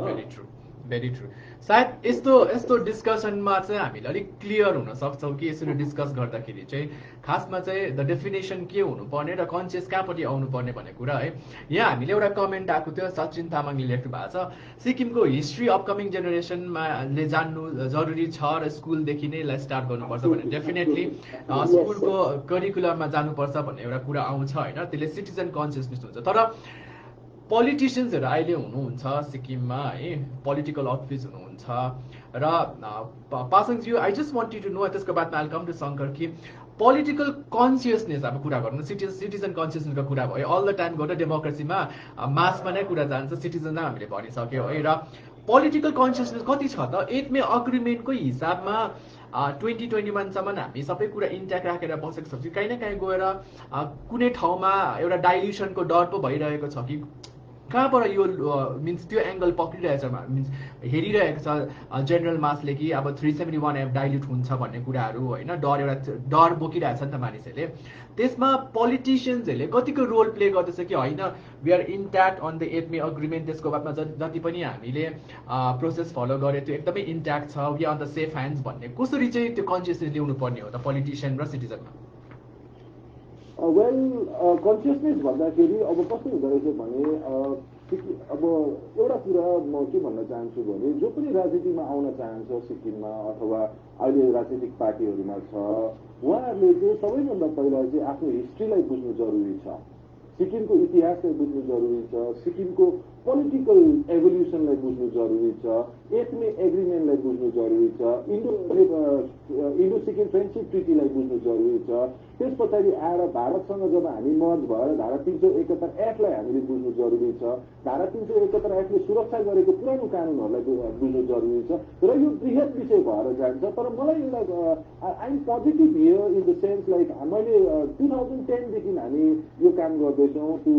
अन्डरस्ट्यान्ड हामी आफै पनि पहिला त बुझ्नु कि सिक्किमको इतिहास के हो सिक्किमको राजनैतिक इतिहास के हो भन्ने कुरा र 2014 देखि हामीले विभिन्न संगठनबाट विभिन्न माध्यमबाट धारा 371 एक्टको इम्पोर्टेन्स पुरानो कानुनहरूको महत्त्वको बारेमा बुझाउँदै आइरहेको छ र आज आएर जुन यो डिस्कसन हुँदैछ र अहिले आइ एम स्योर एटलिस्ट 200-300 मान्छेले हाम्रो यो लाइभ प्रसारण हेरिरहेको छ भनेपछि कहीँ न कहीँ कन्सियसनेस डेभलपमेन्ट हुनु थाल्यो त्यो कन्सियसनेस अवेरनेस आउनु थालिसकेको छ र even mister Jorge was talking about जहाँ बग्छ टिस्टा रङ्गीत भन्ने जुन चाहिँ गाना थियो त्यो गाना त 2014 भन्दा अगाडि त गाउनु नै एउटा डर थियो मान्छेको तर अहिले गाउनु सुरु भइसकेको छ यङ्स्टर्सलाई हाम्रो मिस्टर शङ्कर शर्मा र उहाँहरूले अहिले जति इतिहासलाई बुझेर उहाँले जुन प्रकारको इन्टरप्रिटेसन दिनुहुँदैछ यो जम्मै अवेरनेस हो र I am very hopeful that the future generation of Sikkim will understand the implications of our history and political evolution and our future will be bright and we will have आउने भविष्यको चुनावहरूमा चाहिँ यस्तो राजनीतिज्ञहरू यस्तो व्यक्तित्वहरू जसले यो जम्मै कुरा बुझेको छ र साथसाथमा भोलिको दिनमा अहिले हामीलाई भइरहेको समस्याहरूको पनि समाधान भारत सरकारसँग नेगोसिएट गरेर जानु सक्छ त्यस्तो जमात र त्यस्तो टिम चाहिँ फर्म हुन्छ भन्ने कुरामा म आशावादी छु Yeah. Negotiation is quite a strong word, Mr. Pasang. We'll talk about it, है. Political negotiation भन्ने कुरा. तर एउटा कमेन्ट म पढिदिन्छु किन सिटिजन कन्सियस हुनुपर्छ भन्ने मात्रै कुरा निक्लिरहेछ हैन. तर यहाँ लेख्नु भएको छ एनडी घिमिरेले कि नागरिक सचेत हुनुपर्छ त्यो आवश्यक छ तर राजनीतिक नेताहरू सबैभन्दा धेरै सचेत हुनुपर्छ किनभने उनीहरूको काँधमा नागरिक भन्दा धेरै जिम्मेवारी छ भन्नुभएको छ. So obviously after being elected to मासले इलेक्ट गरेपछि त अभियसली उहाँहरूकोमा मेजर रेस्पोन्सिबिलिटी आउँछ नि त हैन. त्यही कारण एसेम्ब्ली छ, त्यही कारण पार्लिमेन्ट छ. सबै सिटिजनै गएर पार्लिमेन्टमा बोल्छ भन्ने पनि छैन, सबै सिटिजनै गएर एसेम्ब्लीमा बोल्छ भन्ने पनि छैन. So after you get elected no matter what, after you get elected representative भएपछि एउटा कन्सियसनेस हुनुपर्छ र नलेज हुनुपर्छ भन्ने कुरा आउँछ हैन. सो त्यही कारणले शङ्कर युथ पर्सपेक्टिभमा तपाईँ भनिदिनुहोस् कि कतिको यसमा यो पनि म डिस्क्लेमर दिन चाहन्छु, हामी कसैलाई पनि यहाँनिर यो नेम लिने छैनौँ, कसैलाई पनि एउटा स्ट्रङ टर्म्स युज गर्ने छैन, because this is just a deliberation र डिस्कसन हो. र शङ्कर म यो क्वेसन गर्न चाहन्छु कि कतिको कन्सियस छ जस्तो लाग्छ अहिलेको कन्टेम्पोरेरी टाइममा जुनै पनि पार्टीको जुनै पनि राजनीतिक नेताहरू regarding the old lodge 371F 8 मे अग्रिमेन्टलाई लिएर र हाम्रो सिक्किमिजहरूको सुरक्षा राइट्समा इनफ्याक्ट द राइट्स कतिको सुरक्षित छ भन्ने कुरालाई लिएर कतिको पोलिटिकल कन्सियसनेस देख्नुहुन्छ तपाईँले? Political consciousness among the politicians भन्ने हुन्छ होइन. पोलिटिसियन्स अब यसमा जस्तो अब पोलिटिसियन्स भनिसकेपछि चाहिँ जो एउटा इलेक्टेड मान्छे छ ऊ चाहिँ कतिको कन्सियसनेस छ भन्ने कुरा चाहिँ अब उनले कतिको हिस्ट्री जान्दैछ त्यसमा मात्रै म्याटर गर्दैन. उसको पोलिसिजहरूमा जुन चाहिँ उसले पोलिसिजहरू इन्ट्रोड्युस गर्छ, जस्तो पोलिसिज प्रोग्राम्सहरू एसेम्ब्लीबाट पास गराउँछ, त्यहाँनिर चाहिँ उसको पोलिटिकल कन्सियसनेस रिफ्लेक्ट हुनु पऱ्यो. अब हामीहरूलाई त सजिलो छ, हामीले चाहिँ डिस्कस गर्दाखेरि पनि हामी पोलिटिकली कन्सियस छौँ भन्दाखेरि हुन्छ. तर पोलिटिसियन्सको चाहिँ भाषणमा मात्रै होइन, जब इलेक्टेड रिप्रेजेन्टेटिभ हुन्छ उसकोमा त जिम्मेवारी हुन्छ नि. उसको पोलिटिकल कन्सियसनेस चाहिँ उसको डिसिजन मेकिङमा उसले ल्याउँदै गरेको लजहरूमा चाहिँ रिफ्लेक्ट हुनुपर्छ. अब यसमा हेऱ्यौँ भने चाहिँ अब योबाट हामीले जज गर्यौँ भने चाहिँ अघि सरले पनि भन्नुभएको थियो कि हाम्रो जुन चाहिँ 371 एक्ट छ यसमा अब डाइल्युसन चाहिँ कसले गरेको छ भन्दाखेरि बाहिरको मान्छेले गरेको छैन, हाम्रो यहीँकै हामीले नै चुनेको मान्छेले गर्दछ. भन्नु मतलब के हो भन्दाखेरि चाहिँ पोलिटिकल कन्सियसनेस मलाई जहाँसम्म लाग्छ ज्यादातरमा छैन. त्यसमा पनि गरेर जुन 75 यता जन्मेको जेनेरेसन छ त्यसमा पोलिटिकल कन्सियसनेस हुने मौका दिएको पनि छैन, जुन हामीले एक्ट गर्नुपर्छ. किनभने चाहिँ न हाम्रो सिक्किमको हिस्ट्री स्कुलमा पढाइन्छ, न हाम्रो सिक्किमको हिस्ट्री कलेजको हिस्ट्रीको कोर्समा छ. सो एउटा मौका पनि उनीहरूलाई दिएको छैन. यो हामीले बुझ्नुपर्ने हो. तर यदि कसैले हाम्रो हिस्ट्रीलाई त्यो करिकुलममा हाल्नु सक्छ भने पोलिटिकल रिप्रेजेन्टेटिभहरू मेनले हो, उनीहरूले यो पर्टिकुलर कहीँ पनि कुनै स्टेप लिएको जस्तो लाग्दैन. त्यसो हुँदाखेरि चाहिँ पोलिटिकल कन्सियसनेस हुन पनि अब छ भने पनि उनीहरूमा कमिटमेन्ट छैन, अनेस्टी छैन कि जुन चाहिँ सिक्किमको फ्युचरप्रति सिक्किमिजप्रति उहाँहरू एकदमै अनेस्ट हुनुहुन्न, कमिटेड हुनुहुन्न, या हुनसक्छ कि उहाँलाई कुनै हिस्ट्री नै थाहा छैन, उहाँलाई यो कुरा नै थाहा छैन कि सिक्किममा र वेस्ट बेङ्गाल बिहारमा के फरक छ भनेर यो कुरा नै थाहा छैन. अलिअलि म यति चाहिँ भन्न सक्छु कि उहाँको पोलिसी प्रोग्राम्सहरूलाई हेरेर त्यहाँबाट जज गर्ने हो भने चाहिँ हाम्रो पोलिटिसियन्सहरूमा हाम्रो खास गरेर इलेक्टेड रिप्रेजेन्टेटिभ्सहरूमा चाहिँ यो कन्सियसनेस छैन नै जस्तो लाग्छ. अलराइट. सो एउटा कमेन्ट यहाँ आएको छ होइन, हुनु त अब यो अथेन्टिक एकाउन्ट हो कि फेक एकाउन्ट हो, किनभने अहिले फेसबुकमा फेक एकाउन्टको एकदमै प्रचलित छ होइन, फेक एकाउन्टबाट पनि कमेन्ट गरिराख्नुहुन्छ. सो यो एउटा एकाउन्टबाट हामीलाई मेसेज आएको छ, the bitter reality and the identity is that our intellectual society does not want to indulge on any this issue since they might be busy on their own world भन्नुभएको छ है. So त्यसले गर्दाखेरि अब सायद उहाँले भने चाहिँ कि आफ्नै दुनियाँमा उहाँहरू आफै बिजी हुनुहुन्छ भन्ने कुरा उहाँले लेख्नु भएको छ. कतिको बिजी हुनुहुन्छ हुनुहुन्न त्यो त अब समयले थाहा पाउँछ है. र यो एउटा पोइन्ट अघि जुन चाहिँ शङ्करले भन्नुभयो त्यो मिस्टर पासन र मिस्टर जर्गेलाई म यो पुटअप गर्न चाहन्छु. उहाँले भन्नुभएको छ कि डेमोक्रेटाइजेसन त भयो तर साइड बाई साइड गएर जुन चाहिँ ओल्ड लजहरू छ त्यसलाई सेफगार्ड गर्ने कामहरू पनि भयो, 371F कन्टेम्पट प्रोटेक्सन पनि भयो, तर कहीँ न कहीँ गएर अलिकति चाहिँ कम्प्रोमाइज पनि गर्नुपर्छ किनभने कतिवटा old laws does not benefit the mass at this particular juncture किन उहाँको युथ पर्सपेक्टिभ हो नि त होइन यङ्गर जेनेरेसनलाई त्यसले बेनिफिट गरेको छैन भन्ने कुरा उहाँले भन्नुभयो जस्तै कम्पनीज एक्टकै कुरा गर्दाखेरि पनि अब त्यो कम्पनीज एक्ट 1961 र अहिले हेर्दाखेरि बेनिफिट गरेको छैन भन्ने नै बुझ्छ नि त युथ पर्सपेक्टिभबाट हेर्दाखेरि सो कतिको चाहिँ कम्प्रोमाइज गर्नुपर्ने हो कि 371F को अन्तर्गत बसेको ओल्ड लजले नै बेनिफिट गराउने क्षमता छ भन्ने एउटा प्रश्न चिन्ह लाग्छ so what is your say mister Pasang and mister Jorge well युवा पर्सपेक्टिभबाट जुन चाहिँ कुरा आइरहेको छ कि धेरैवटा कानुनहरू पुरानो कानुनहरू त्यो फ्युडल कानुनहरू हो र त्यो फ्युडल कानुनले काहीँ न काहीँ समानता ल्याएको छैन अथवा काहीँ न काहीँ त्यो आजको परिवेशमा त्यो सही नहुन सक्छ भन्ने कुरा जुन चाहिँ छ त्यसलाई हामीले के बुझ्नु पर्यो भने आर्टिकल 371F ले सुरक्षा गरेको कानुनहरू एमेन्डै नहुने भन्ने होइन धेरै एमेन्ड भइरहेको छ नि त धेरै एमेन्ड भइरहेको छ र भोलिको समयमा पनि यदि सिक्किमले चाह्यो भने त्यसलाई एमेन्डमेन्ट गर्नु सकिन्छ तर आजको विषयमा म एउटा के भन्न चाहन्छु भने चाहिँ तर यो जुन चाहिँ एथमे एग्रिमेन्ट छ यो सोल छ अब के भन्छ 371F बडी हो भने आत्मा चाहिँ जुन चाहिँ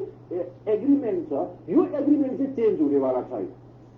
यो एग्रिमेन्ट चाहिँ कुनै कोर्ट अफ लमा पनि च्यालेन्ज हुनेवाला छैन which is clearly been reflected in article 371F र हामीले के बुझ्नु पर्यो भने आजको परिवेशमा हुनसक्छ कतिवटा कानुन तलमाथि हुनसक्छ अथवा कतिवटा कानुनले समग्र सिक्किमेलाई समेट्नु सकेको छैन र यस्तै डेलिब्रेसन्सहरू हुनु पर्यो यस्तो डेलिब्रेसन्सहरूबाट चाहिँ हामी निचोडमा पुग्नु सक्नु पर्यो कि फेरि कस्तो हुन्छ भने अथवा हतार गरेर चाहिँ हामीले कुनै कानुनलाई चाहिँ यो ठिक छैन ठिक खत्म पार्नुपर्छ जस्तै फर इक्जाम्पल तपाईँले कम्पनीज एक्टको कुरा गर्नु हुँदैछ कम्पनीज एक्टभित्र नै हामीले सिक्किममा एमेन्ड गरेर सिक्किमको तपाईँ हामीले चाहेको जस्तो अथवा युवा वर्गले चाहेको जस्तो नयाँ जेनेरेसनले चाहेको जस्तो बनाउनु सक्ने अधिकार त्यही भित्र छ नि त तर हामीले चाहिँ यो ठिक छैन भनेर चाहिँ भारत सरकारले त्यसलाई रिपिल गरिदिइसक्यो 2013मा आजसम्म त्यसको लडाइँ भइरहेको छ यो हामीले एउटा कुरा के बुझ्नुपर्छ भने यो अधिकार चाहिँ 371F मात्रै होइन तर रिपिल भएको कानुनहरूमा पनि हामीले नेगोसिएट गर्नु कसरी सक्दैछौँ भने चाहिँ बिकज अफ दि एथमे agreement because government of India has taken that responsibility अथवा उनीहरूले जिम्मेवारी लिएको छ कि सिक्किमको कुनै पनि कुरा इभन आज पेन्डेमिकमा पनि यदि हामीले भ्याक्सिनको लागि नेगोसिएट गर्नुपर्छ भने यही एथमे एग्रिमेन्टलाई बेसिस बनाएर नेगोसिएट गर्नु सक्छ हामीले सो हामीले विदिन सिक्किम सोसाइटी चाहिँ हामीले बहस गरेर हाम्रो राजनीतिक पार्टीहरू हामीलाई प्रतिनिधित्व गर्ने एमएलएजहरू यो सबैमा बहस गरेर कुनै कुरा सिक्किम पक्षीय बनाउनु पर्छ अथवा सिक्किमे जनता पक्षीय बनाउनु पर्छ भने त्यो चाहिँ हामीले 371F भित्रै र एथमे एग्रिमेन्ट भित्रै गर्नु सक्ने प्रावधानहरू छ या mister जर्गे I just want to come here and just clarify. Can you hear me? Yeah, you're audible. Okay. अघि जुन चाहिँ भाइले भन्नुभयो नि त्यो जुन चाहिँ इन्टेलेक्चुअलको जुन चाहिँ इन्भल्भमेन्ट छ नि त्यो चाहिँ 100% होइन 200% नै करेक्ट जस्तो लाग्छ मलाई नि as far as I am concern है 200% नै जस्तो करेक्ट लाग्छ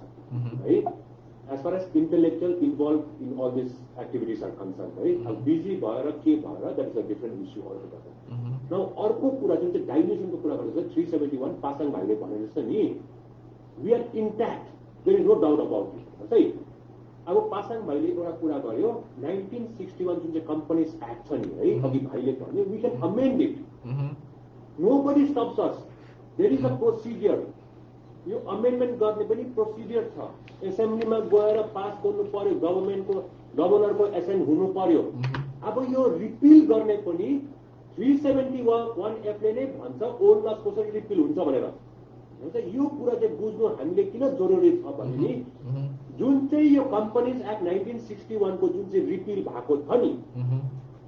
यो केन्द्र सरकारबाट रिपिल भएको होइन है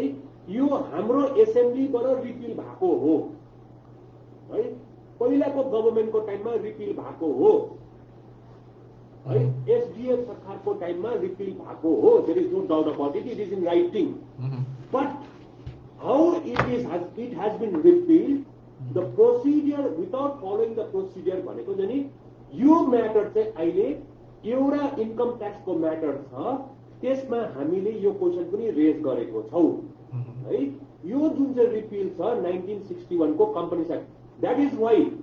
जुन चाहिँ 2013 को कम्पनीज एक्ट छ, सेन्ट्रल गभर्मेन्टको कम्पनीज एक्ट छ,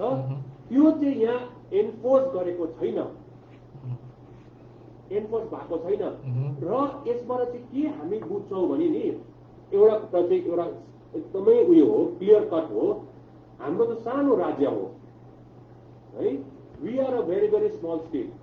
सेन्ट्रल गभर्मेन्टलाई त त्यस्तै साह्रो खसखस त्यस्तो साह्रो मतलब पनि छ जस्तो लाग्दैन। र हामी आफै यहाँ पर्सेर हामी आफैले आफूलाई पर्साएर चाहिँ यो 371F खतरामा हुन्छ हुँदैन भनेर चाहिँ तपाईँ मलाई थाहा छ के हो के होइन भनेर हेर्नुहोस् है। All that we have to do is, अघि तपाईँले भन्यो नि पोलिटिकल क्लास चाहिँ, हाम्रो पोलिटिकल क्लास चाहिँ कन्सियस भयो भने राइट फ्रम एलडी काजीको टाइमदेखि लिएर भण्डारी साहबको टाइमदेखि लिएर टु पवन चामलिङको टाइमदेखि लिएर है, now let us talk about 1961 को जुन चाहिँ अहिले चल्दै गरेको मुद्दा है, एउटा मुद्दा जुन चाहिँ छ 1961 को चल्दै गरेको, अर्को चाहिँ सिक्किम सब्जेक्टको, which is very very close and dear, near and dear to everybody as far as Sikkim is concerned। हेर्नुहोस् है, राजाले 61 मा सबैलाई सब्जेक्ट दियो, त्यसमा कसैलाई छुटाएन है, र त्यसमा रुल्स एन्ड रेगुलेसन छ। हेर्नुहोस् है, 1961 को जुन चाहिँ रेगुलेसन छ त्यसमा क्लियर कट छ, तपाईँ सिक्किम सब्जेक्ट र हुनु चाहन्छ भने चाहिँ तपाईँको क्वालिफिकेसन के हो, त्यसमा के भनेको छ 1973 देखि प्रायर 15 इयर्स भनेको छ। 1973 देखि जो पनि सिक्किममा बसोबासो गरेको छ त्यो भन्दा 15 इयर्स अगाडि है, 1973 को कुरा होइन यो, 15 इयर्स अगाडिको कुरा गरेको छ। र सब्सिक्वेन्टली हाम्रो अब स्टेट गभर्मेन्टले नोटिफिकेसन चेन्ज गर्यो, एमेन्डमेन्ट ल्यायो, एमेन्डमेन्ट पनि ल्याएको छ जस्तो लागेन, एउटा नोटिफिकेसन ल्याएर this Sikkim subject regulation has been change. अब यसलाई चाहिँ के भन्छ सियुआई जुन चाहिँ भन्दैछ अहिले है, चेन्ज गरेर त्यो कसले गरेको, सेन्ट्रल गभर्मेन्टले गरेको होइन नि है। त्यसमा कसले सिक्किम सब्जेक्ट पाउँछ र कसले सिक्किम सब्जेक्ट पाउँदैन भने 1961 को रेगुलेसनमा क्लियर कट छ नि। र त्यो डाइरेक्सन कसले गरेको, स्टेट गभर्मेन्टले गरेको through notification, not enactment of rules and regulation. र अहिले अर्को मुद्दा के इम्पोर्टेन्ट मुद्दा छ भने नि तपाईँले अब हेर्नुभयो भने अहिले जुन चाहिँ हाम्रो बाहिरबाट काम गर्नुमा आउने मान्छे है, र हामीले पक्का हो कसैलाई रोक्नु सक्दैन, तर रेगुलेट त गर्नु सक्छ नि त, रेगुलेट त गर्नु सक्छ नि त। तर यहाँ त होइन, पिपलको पनि विल छैन हो, पोलिटिकल पनि विल छैन। पिपलको किन विल छैन भने हेर्नुहोस् है, nobody trust our own people. हाम्रो आफै मान्छेहरूले आफैलाई ट्रस्ट गर्दैन। बिजनेस गर्नु, के गर्नु, नयाँ एस्टाब्लिसमेन्ट गर्नु, भोकल फर लोकल त खालि 5% 6% अफ द पपुलेसन कुरा मात्रै हो। तपाईँ गाउँमा जानुहोस् न है, किरायवाला दोकान चलाउने को प्रिफर गर्छ तपाईँले, त्यही बाहिरबाट आउने प्रिफर गर्छ। तपाईँले डिल कोसँग गर्न प्रिफर गर्छ, त्यही बाहिरसँग गर्नु, डिल बाहिरबाट आउने मान्छेसँग डिल गर्न प्रिफर गर्छ। हाम्रो लोकललाई हाम्रै एउटा बाउले आफ्नो छोरालाई पताउँदैन नि त, सिक्किममा त पुरै छोडिदिनुहोस् न उसले गर्छ भनेर, खालि गर्छ त के हो, गभर्मेन्ट सर्भिसमा मात्रै गर्छ भनेर हो नि त। We have to be very very clear about all these things। It is a difficult, मलाई चाहिँ जहाँसम्म लाग्छ the road ahead for us will be difficult or will be easy depending on all of us, how do we choose to go ahead forward है। अब जुन चाहिँ बाहिरबाट आउने मान्छे काम गर्ने भने everybody is free, everybody is a citizen of country, but we are not saying है, people of Sikkim are not saying don't stop them in Rangpu भनेको छैन नि त बाप्रे बाप। तर हामीले के भन्दैछ भने एउटा रुल्स एन्ड रेगुलेसन बनाउँ न, जसमा जुन रुल एन्ड रेगुलेसनमा चाहिँ उहाँहरूलाई एउटा जो पनि आउँछ आयो काम गर्यो, तर बाहिर जाने पनि त रेगुलेट गर्नु पर्यो। अब यहाँ के हुन्छ भने नि तपाईँ एउटा कन्ट्र्याक्टर हो, कन्ट्र्याक्टरले साइडमा काम गर्छ है, साइडमा काम गर्दा बस्तीतिर गएर काम गर्छ, 25, 30, 40 जना लेबरहरू लिएर आउँछ, ल्याउँदाखेरि तपाईँको जिम्मेवार हो। त्यो काम सक्यो पुर्याउने त तपाईँको जिम्मेवार काहीँ छैन, कसले पनि खोज्दैन। हाम्रो अफिस त यहाँ चाहिँ हामीले अफिसरहरूलाई बिर्सिनु हुँदैन उहाँहरूले चाहिँ जहाँ जहाँ गान्धी दिएको छ त्यहाँ मात्रै काम गर्छ जहाँ जहाँ गान्धी दिएको छ त्यहाँ चाहिँ कामै गर्छन् हेर्नुहोस् है अब यो जब हामीले लेबर डिपार्टमेन्टमा गएर रेगुलेट गर्छ नि हामी लेबर डिपार्टमेन्टमा गएर यो रेजिस्टर गर्छ लेबर्सहरू यो 30 दिनको 15 दिनको दिएको हुन्छ नि त्यो सकेको बादमा त रेगुलेट त गर्नु पर्यो नि त त्यही लेबर अफिसरले तर गर्छ कुनै लेबर अफिसरले तपाईँको लेबरर कहाँ कहाँ छ भनेर त्यो लेबरर गएर चाहिँ त्यहाँ बस्तीमा सेटल हुँदैछन् है त्यहाँदेखि उसले दोकान थाप्छ है हाम्रो पोलिटिकल राइट त यसरी जानेछ नि त बट नोबडी इज बदर किनभने हाम्रो सिक्किममा चाहिँ मलाई जहाँसम्म लाग्छ नि हाम्रो सिक्किममा चाहिँ यस्तो मान्छे छ म पनि त्यही वर्गकै होला जबसम्म कसैले आफ्नो टाउकोमा पिसाब गर्दैन नि यु आर डिस बदर नोबडी इज बदर तपाईँको टाउकैमै उयो गरे मात्रै मान्छेहरू कन्सियस हुन्छ तब त एभ्रीबडी इज डिस बदर सो अब हामी यसलाई कन्क्लुड पनि गर्नेछौँ होइन अब यो टाइमदेखिको हामी यहाँ हाम्रो जति पनि भ्युवर्सहरू हुनुहुन्छ उहाँहरूको क्वेसन्स पनि लिनेछौँ कतिजनाले एकदमै क्रिटिकल क्वेसन्स राख्नु भएको छ तर हामी यो पनि नभुल्यौँ कि आजको एन्टायर डेलिबरेसन चाहिँ 8 मे अग्रिमेन्टमा हो होइन 8 मे अग्रिमेन्ट भन्ने बित्तिकै ओल्ड लसको पनि कुराहरू निक्लिन्छ यो क्वेसनको बादमा हामी एकदमै जति पनि हाम्रो भ्युवर्सले पठाउनु भएको Q&A र 8 मे अग्रिमेन्ट लिएर हामी कुराकानी गर्नेछौँ है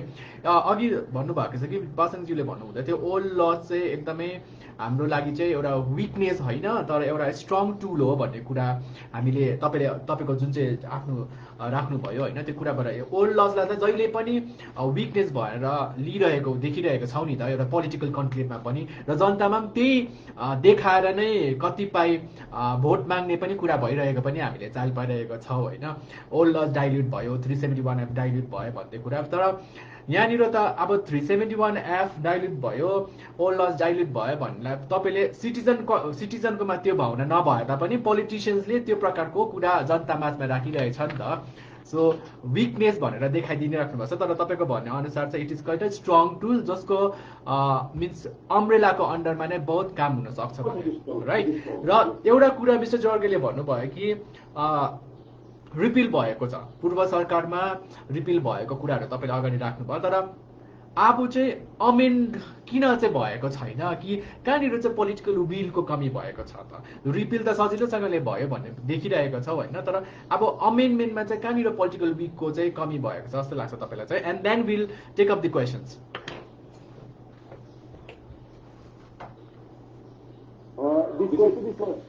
Yeah, anyone, Mr. Jorge and Mr. Pasang. First, I want to hear from Mr. Jorge.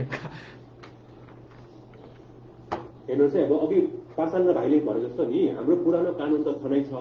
है old laws are there this old laws are protected by 371F हाम्रो अब अहिले चाहिँ जुन सिक्किममा मलाई लाग्छ नि माइट बात पनि 371F हो है हामीले स्याहार्नु पनि 371F हो र मलाई चाहिँ लाग्छ नि यो 371F पनि प्रोटेक्ट गर्ने पनि हाम्रै ड्युटी हो हाम्रै एज अ सिटिजन पोलिटिकल क्लासको पनि हो सबैको हो सिक्किममा जति पनि बसोबास गर्छ नि सबैको यो प्रोटेक्सन गर्ने यसको एउटा ड्युटी पनि हो र जुन चाहिँ तपाईँले अमेन्डमेन्ट भन्नुभयो नि अमेन्डमेन्ट एउटा स्टेट एसेम्ब्लीमा पास गर्नु पर्यो नि त होइन र मलाई जहाँसम्म पोलिटिकल विल लाग्छ नि छैन भनेर चाहिँ कहाँ लाग्छ भने एभ्रीबडी हेर्नुहोस् है हामीले कुरा गर्दा के गर्छ भने हाम्रोमा त्यति क्षमता छैन हामी बाहिरसँग कम्पिटिसन गर्न सक्दैनौँ र हामी त्यति कन्सियस भएको छैन भन्छ नि which to some extent might be true है तर त्यो कन्सियसनेस हुँदा पनि हाम्रो जति पनि पोलिटिकल क्लासले अहिले राइट फ्रम भेरी बिगिनिङ है I don't have any political party to blame र अहिलेसम्म एउटा मैले हेरेको नि है अब यो अहिलेको सन्दर्भमा दिस इज इम्पोर्टेन्ट है 1965 मा है the Sikkim work permit rule भनेर रुल 1965 भनेर छ है र मेरो बाउहरू र मेरो बाजेको पुर्खाको टाइमदेखि यो कानुन छ है र मेरो बाउहरू पनि कन्सियस थिएन होला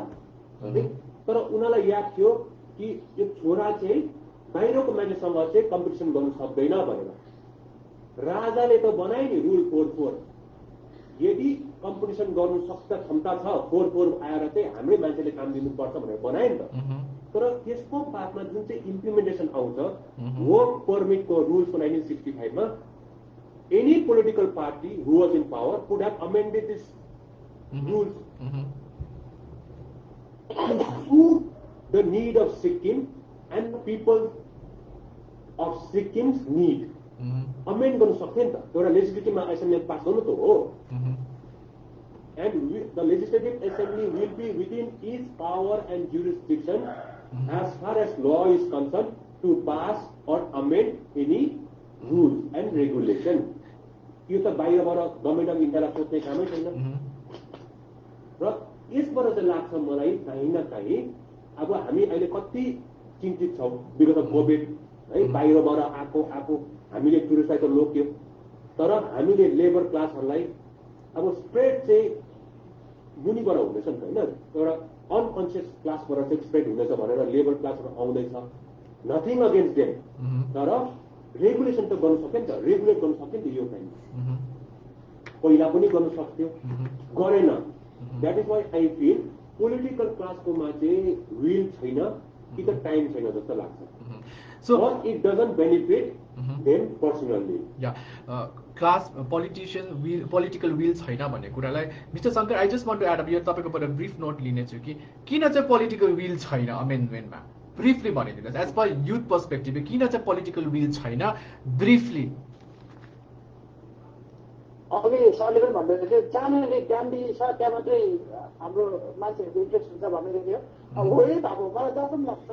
पोलिटिसियन्सहरू चाहिँ हाम्रो सिक्किममा यो ओभरअल मान्छेहरूले एकदमै बेसी सेल्फिस इन्डिभिजुअलिस्टिक एकदमै ज्यादा भएको कारणले हुनसक्छ सायद उहाँहरू चाहिँ अब 5 दिनमा 5 दिनहरू पास गर्दाखेरि पनि अब यसले मलाई के फाइदा छ मलाई के फाइदा छैन भन्ने हिसाबले यस्तो मलाई जहाँसम्म लाग्छ कि यो कारणले नै हो जस्तो लाग्छ अर्को कुरा चाहिँ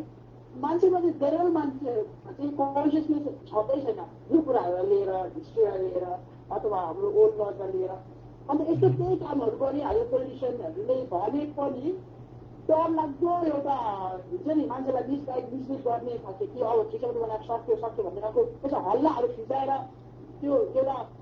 पार्टी इन पावरको अगेन्स्टमा एउटा डरलाग्दो मुड क्रिएट गर्छ भन्ने डर पनि सायद यो पनि हुनसक्छ यस्तो केही त्यसै चाहिँ मलाई के लाग्छ भन्दाखेरि चाहिँ त्यो पोलिटिकल विल नभएको किनभने त्यो पास गर्दाखेरि चाहिँ उनीहरूले अब इन्डिभिजुअली कमिसन पर्सेन्टेजहरू त त्यस्तो मिल्ने खालके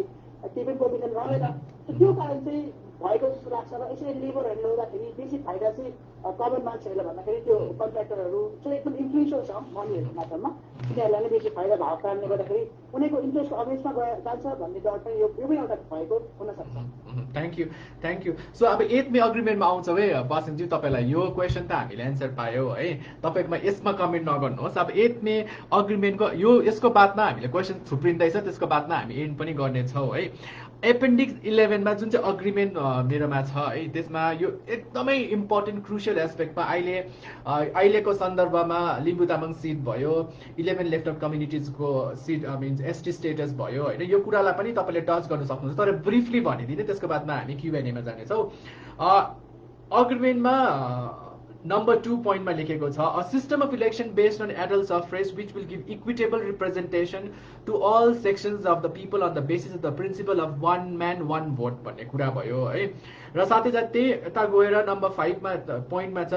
The system of election shall be so organized as to make the assembly adequately representative of various sections of the population. The size and composition of the assembly and of the executive council shall be such as may be prescribed from time to time. Care be taken to ensure that no single section of the population acquires a dominating position due mainly to its ethnic origin, and that the rights and the interest of the Sikkimis of Bhutia origin and of the Nepali. So this is a long point छ हैन यसलाई मैले briefly भनिदिएको छु what is your से यसमा अलिकति प्रकाश पारिदिनुहोस् के भइरहेको छ अहिलेको सन्दर्भलाई लिएर the significance of the 8th agreement in regard to अहिलेको कन्टेम्पोरेरी 2021 लाई लिएर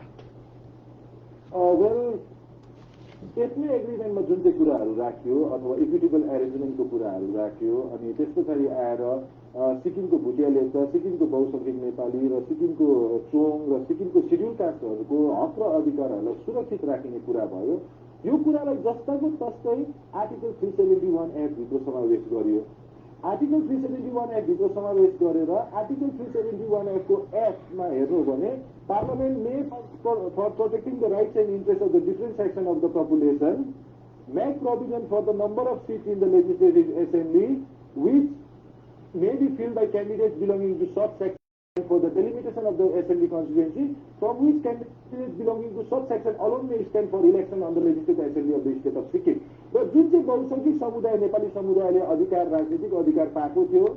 वन म्यान वन भोट भयो 8 मे एग्रिमेन्टदेखि, त्यस पछाडि जुन चाहिँ अधिकार 16 वटाको पाएको थियो, अब यो गएर 1979 मा एउटा अर्डिनेन्सद्वारा यो कुरा हामीले बुझ्नु पर्यो। यो मैले बारम्बार भन्दै आएको हो। 1978 मा जब भुटिया लेप्चालाई ट्राइबल स्ट्याटस दियो,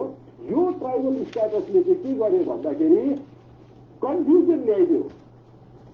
डिभिजन ल्याइदियो। र के डिभिजन भन्दाखेरि चाहिँ ट्राइबल भएर मात्रै सिट रिजर्भेसन पाउने खाले क्वेसन्सहरू उठ्यो। अनि पछाडि गएर 1979 मा अर्डिनेन्सको मार्फतबाट 1979 को अर्डिनेन्समा प्रेसिडेन्सियल अर्डिनेन्सले बहुसंख्यक नेपाली समुदायको सिट रिजर्भेसन हरायो। भुटिया लेप्चाले पाएको पनि 16 वटादेखि घटाएर 13 वटा बनाइदियो, इन्क्लुडिङ सङ्घ सिट। यो भएपछि चाहिँ यसले चाहिँ के गर्यो भने पछाडि गएर म संक्षिप्त रूपमा भन्दैछु, यो कुरा कोर्टमा पुग्यो। अनि कोर्टमा पुग्दाखेरि त्यति बेलाको राजनीतिज्ञहरूको पनि मलाई अन्डरस्ट्यान्डिङमा कहीँ कमजोरी लाग्छ। किन कमजोरी लाग्छ भनेर चाहिँ कोर्टमा जाँदाखेरि चाहिँ कन्टेन्सन चाहिँ के हुनु पर्थ्यो भने बहुसंख्यक सिक्किमे नेपालीहरूको सिट, जुन चाहिँ सिट चाहिँ संविधानको धारा 371 एक्टले र त्योभन्दा अगाडि 8 मे एग्रिमेन्टले प्रोटेक्ट गरेको बहुसंख्यक समुदायको राजनीतिक हक अधिकार कसरी हरायो भनेर कोर्ट जानुपर्ने बेलामा चाहिँ कोर्ट चाहिँ के भनेर गयो भने चाहिँ सुप्रिम कोर्टमा चाहिँ कन्टेन्सन चाहिँ के थियो भने अर्कालाई देखाएर भुटिया लेप्चाले किन बेसी पायो, सङ्घले किन पायो भन्ने कुराहरू सुप्रिम कोर्टमा उठ्यो। र पछाडि गएर यो केसमा के भन्नु ब्लेसिङ इन डिसगाइज भनेको जस्तै सिक्किमको 371 एक्टलाई अक्षुण्ण राख्ने आरसी पौडेल साहबको केसमा भर्डिक्ट आयो 1992-93 मा। अनि त्यो भर्डिक्ट आएपछि चाहिँ यहाँ राजनीतिज्ञहरूले चाहिँ क्लियर बुझाउनु पर्ने थियो कि नेपाली सिटको रिजर्भेसन चाहिँ पुरानो कानुनको आधारमा 8 मे एग्रिमेन्टको आधारमा हुनुपर्छ भनेर त्यो नेगोसिएसन अगाडि बढाएर लैजाने ठाउँमा चाहिँ रेदर उनीहरूले अझै मण्डल कमिसनको ओबिसी बनाइदियो, एनबिसी बनाइदियो। त्यही समग्रमा नेपाली समुदाय भनेर जुन चाहिँ एकत्रित समुदाय थियो, एकीकृत भएर युनाइटेड समुदाय थियो, त्यो युनाइटेड समुदायलाई ओबिसीमा, सेन्ट्रल ओबिसीमा, ट्राइबलमा यो कुराहरूमा टुक्रा पार्यो। अनि पछाडि आएर लिम्बू तामाङ समुदायले ट्राइबल स्ट्याटस पायो। लिम्बू तामाङ दाजुभाइले ट्राइबल स्ट्याटस पाएपछि फेरि ट्राइबल सिटको रिजर्भेसनको कुराहरू उठ्यो। ट्राइबल सिटको रिजर्भेसन भनेर जाँदा 2014-13 मा चाहिँ जब सोलिसिटर जेनरल अफ इन्डियाले भन्यो कि आर्टिकल 332 इज नट इम्प्लिमेन्टेड, जुन चाहिँ आर्टिकलले